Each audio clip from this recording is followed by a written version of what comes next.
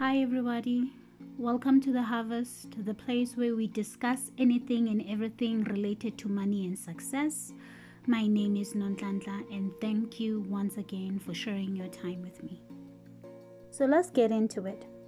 How to buy, test and choose the best sample for you or your business. I trust at this point that you have vetted and communicated with all the vendors that you are about to buy a sample from. I can't emphasize how important getting that sample from your vendor is. That is, before you make your first big purchase. I'm one of those people who considered just jumping the step altogether and just saving my money. And boy oh boy am I glad that I didn't.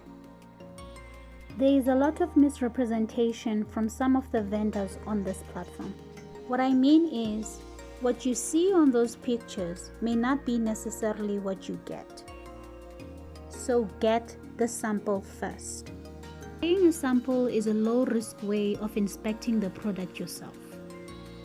For things like the quality of the product, the material used, as well as how well put together the product is. From ordering a sample, you get to pick up certain things about that particular vendor, like their level of communication. Since English is not the first language in China, are you able to communicate with them well? And how fast do they respond to your questions and queries? There are two types of samples, the factory sample and the custom sample. Factory samples are made with the specification of the manufacturer. These products are ready to be shipped and they can take a couple of days to produce. Then we have custom samples. They are made with unique specifications. Making a custom sample can be a lengthy process and the failure rate is high. What's next is how to order. So what are we looking for? Let's just say yoga mats. Go through the search results and see if there's anything that you like. Next, we are just going to reduce the number of suppliers that we're looking at by only looking at those ones that are trade assured and who are verified suppliers. And here are the results. I'm going down through the search results. I'm looking at yoga mats that I might like and might be willing to buy. Nothing is jumping at me at the moment. Oh, I like that one with the yellow stripe. So let's click on it and go through to the product page. Here is the additional information regarding the product.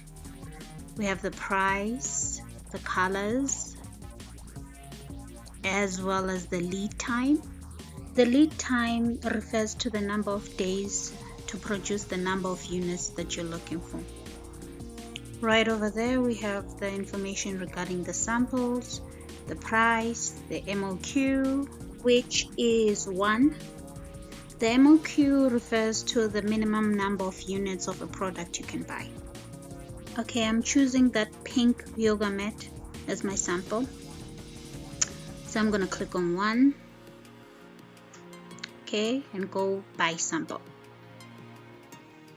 On the next page we have details about the purchase, the shipping method right there at the bottom, the service provider, the delivery timeline, and the amount that needs to be paid. You can always negotiate the price of the sample if you think it's too high, or maybe make some type of arrangement with your vendor. The tip: tell your vendor to write on your documentation that this is a sample and it's not intended for resale. This will help you avoid custom duties being charged on your sample. Your vendor can arrange shipping for you. And if you think it's too high, ask your vendor to look around for a cheaper option for you and tell them that you don't mind waiting. Another option is to arrange your own shipping for your parcel. You can utilize the shipping giants like DHL or FedEx.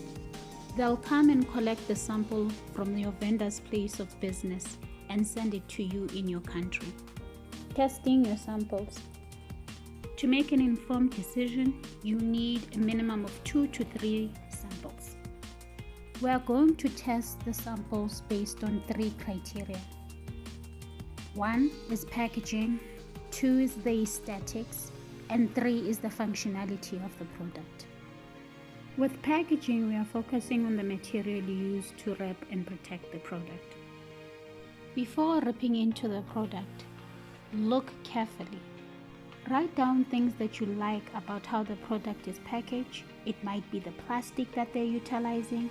It might be the manner in which the product is packaged. Aesthetics. It is referring to the look and the feel of the product. Does the product catch your eye? And would you buy it? Lastly, the functionality of the product. How well does it do the job it is meant to do? Once again, write all the things that you like about the aesthetics as well as the functionality of the product. We have come to the end of testing our product as well as the end of the video. If you have any questions, let me know in the comments. Please like and subscribe. Until next time, thank you for sharing your time with me. Goodbye.